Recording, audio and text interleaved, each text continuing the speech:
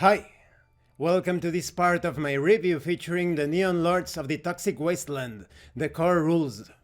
If you haven't seen the other parts of my review, featuring this science fantasy post-apocalypse role-playing game, please check out the playlist in the description below. This time we are going to continue with the background history of the setting. We are going to talk about the dwarfling migration and the first war wizard. Humanity was young and battling the chaos power that has been leaking onto Neoterax since the Neon Wars. Bloodthirsty mutants became rampant and threatened the survival of all humanoids. This began the forming of the walled megacities we now have today.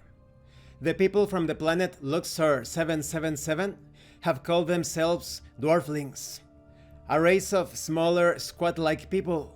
They escaped in giant ark-like space vessels as they watched their homeworld be destroyed. With nowhere to go and nowhere to call home, they roamed the galaxy looking for a suitable place to kick up their boots.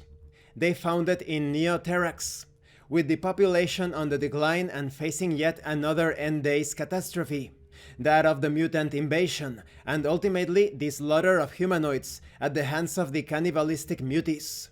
They found the planet ripe for the picking. Sounds like a happy ever after scenario.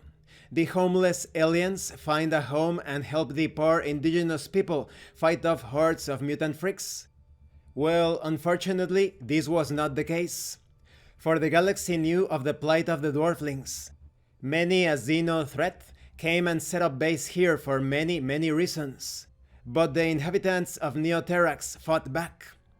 The Demon Lord granted magic, paved the way for Xenos to fear and respect the rock dwellers, as they would call us. Abadox was the first war wizard, but by far he wasn't the last. Many mortals heard the wild stories of unearthly power for the mere cost of one's soul. Sounds too good to be true, and surely it was. For yes, the Demon Lords did grant the ability to harness and wield pure chaos by humanoids, and they dominated over their fellow mortals, but in the end, the house always wins. When a war wizard dies, his soul is sucked straight out of his still warm corpse, and shoved into one of the Demon Lord's killing machines on a distant planet they are doing battle on, which is always. The planet of the Demon Lords is called Hell World, the red planet that neighbors Neoterax, or in the days of the flesh gods, it was called Mars. It's fuzzy how exactly the Demon Lord's influence convinced a group of Xenos or humanoids to construct a Stargate-like portal under the guise of an interstellar highway of sorts, but they did, and it was built. When turned on, however, a slew of demons emerged and slaughtered all on the base and made Hellworld a nightmarish reality on this plane. And this concludes this part of the review. In the next part we are going to talk about the rise and fall of Terrarex, the Technolich.